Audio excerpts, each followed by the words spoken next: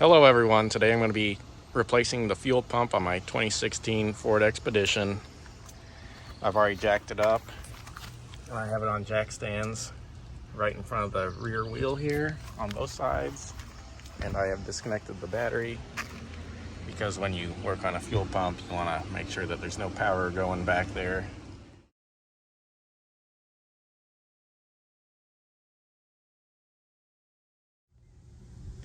Okay, so I've loosened this clamp with a 5/16 and removed the filler tube, and I had actually just filled this up right before the pump quit working, so I had a full tank, so I siphoned out about 15 gallons, so that should make it a little bit easier to work on. I've got my jack under here with a piece of plywood to hopefully spread out the weight, and hopefully it's not too cumbersome. I think I should be able to left some room around the straps so I can get them out of the way when I drop this down. I just noticed this sway bar looks like it might be an issue, but I guess we'll see. I'm gonna go look on the other side and see if I can kind of push it that way, or if I'm gonna need to move this sway bar out of the way. I was also able to easily reach up and remove this, I think it's a breather tube or something, but you just pinch each end and it just pulls out very easily from right up above where the filler tube is. Okay, so there's not a whole lot of room, especially when you start lowering it. It gets even tighter, but I think there might be enough room to kind of angle it down like this, so I can drop this down below this cross member here and just slide it out that way. So that's what I'm gonna go ahead and try.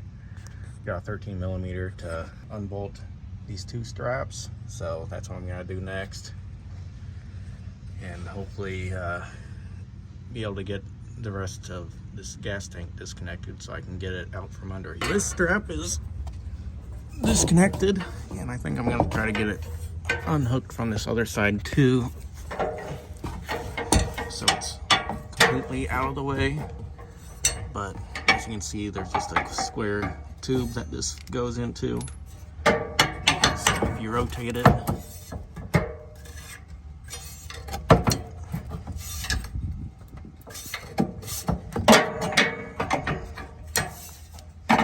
should come out.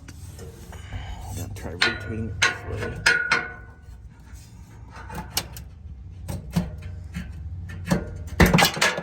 Go. So that's out of the way completely. I've got both straps undone, so I'm gonna slowly drop this down and kind of see what it does.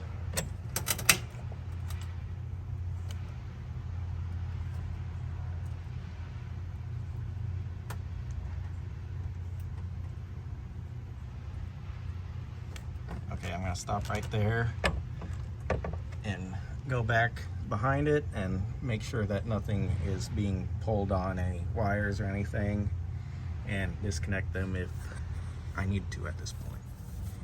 Okay, so it looks like everything that needs to be disconnected so far is up towards the front. There's the fuel pump back there, but we're on the front end of this fuel tank right here.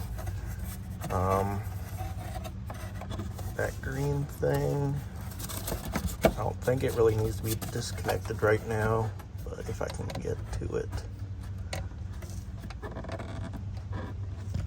You know, we'll just save that for later. This thing can come out of there, and it goes further back, but I think the big thing is this with the blue clip right here. It needs to be disconnected at this point. Right there. It's got some teeth that mesh together. So those need to be separated, it looks like. There we go.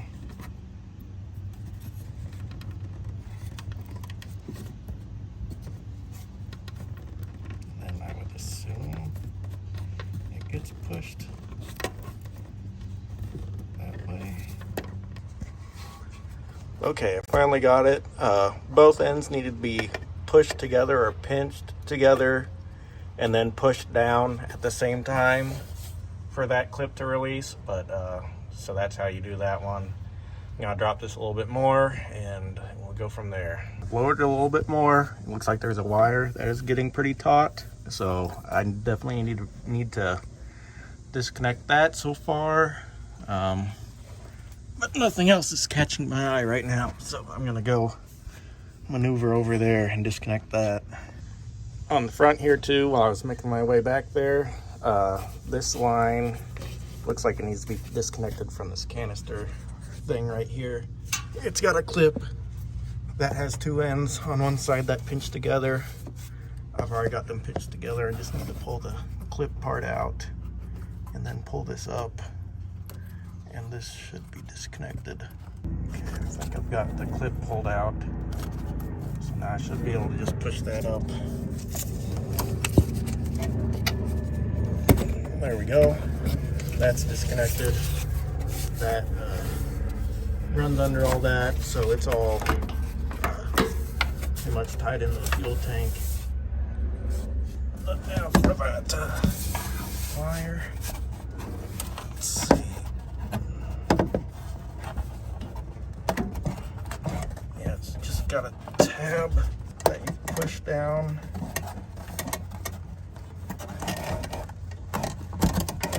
That disconnects. Okay, so let's see. It looks like there's wires going to the fuel pump, and that might be it. I think I might be able to get to those.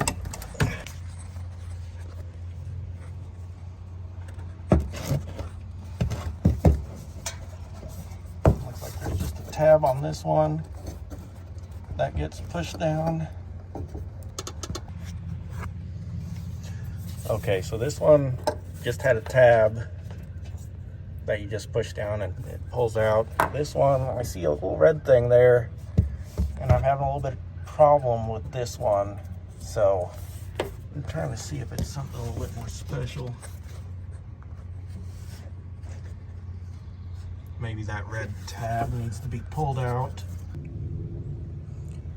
I was able to get this red clip out. It was in there like this, so obviously this needs to be pinched together a little bit, and then so I did that with a flathead screwdriver and just pushed it and pinched it at the same time and pushed it through, and that got it started. And then it's got a lip on the other side here, so I dug into that with the flathead and pushed it the rest of the way out. However, I'm still not having much luck with this. It still seems like it's stuck on there, so I'm not really sure, because I would have thought that that would have been all that was holding it on.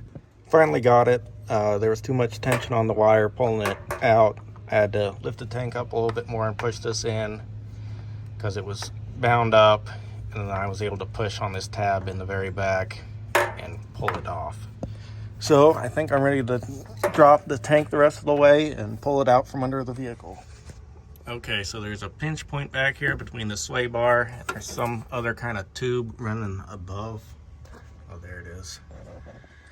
It's running above it, so it's, if you try to do that at an angle, it pinches it and it binds it all up. So I'm not going to be able to get it out, or it's going to be way too hard.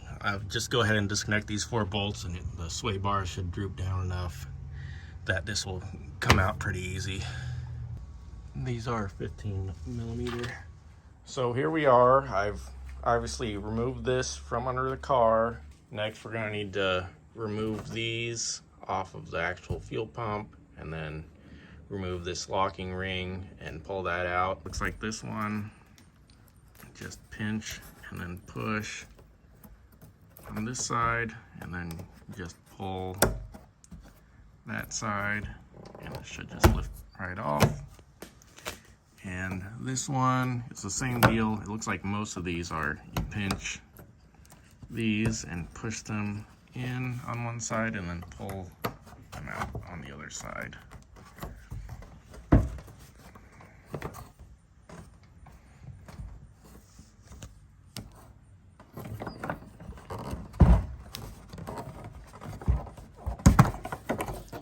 And there we go. So now I'm ready to remove this locking ring. There is a tool that you can buy that will probably make this easier. I've never used it. I've always just used a screwdriver or a chisel, and I'll hammer it on one end to rotate this clip so that these ears go into that bigger hole. They're in a smaller little slit there. Rotate it to the bigger hole, and then this clip will come up. Okay, so I've got this rotated. So this locking ring will come up and off of here.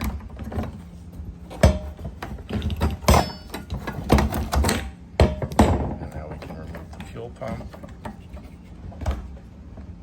And you'll just want to kind of notate what position it was in beforehand, and also try not to drop any crap down into the tank while you're removing it. And here we are. So we can just place this aside, and if you want, you can kind of try to dump whatever is in here back into the tank. But I'm ready to open up this new one and install it. So here's the new fuel pump. It appears to be the same. It's a Delphi. There's the part number. There's the part number on the box. The box looks like it got pretty wet or something. So hopefully I don't have any issues with this. I'm gonna be pretty upset if this doesn't work. It didn't come with a new O-ring either. So I don't think I've ever had a new fuel pump that didn't come with a new O-ring as well, but this one is in a pretty good condition, so I'm just gonna reuse this one. And I already checked. I can't find any parts placed with one in stock, so I think I'm gonna be okay with just reusing this one. So I'm gonna put this back in there in the same position that the old one was in. I'll put the O-ring on first and then just drop this into place. Okay, I've got this back on there. Make sure that the O-ring stays in place while you're placing it down. So now I just need to rotate this locking ring that way in a clockwise rotation so that these ears go into those smaller slits so that this holds the fuel pump down.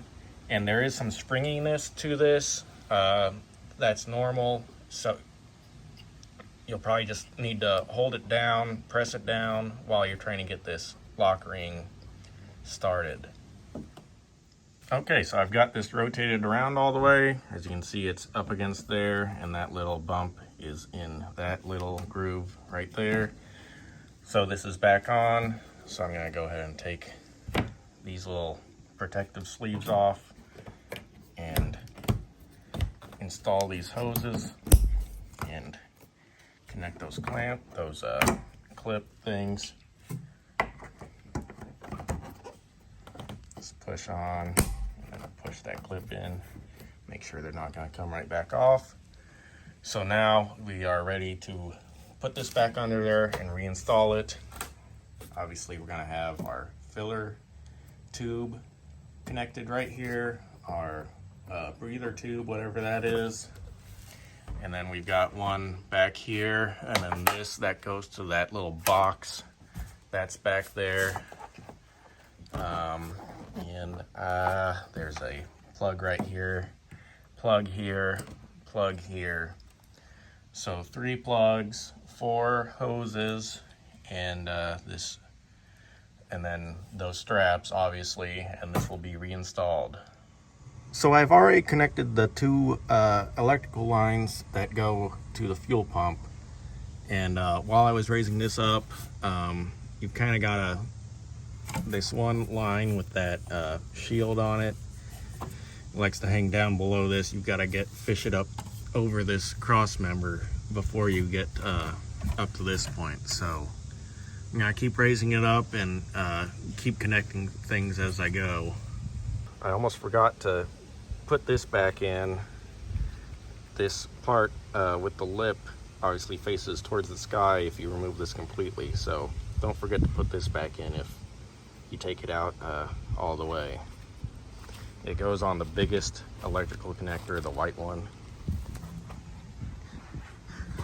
Okay, so I've got everything hooked back up. Fuel lines and electrical all hooked back up except for, oops, guess we don't need that anymore.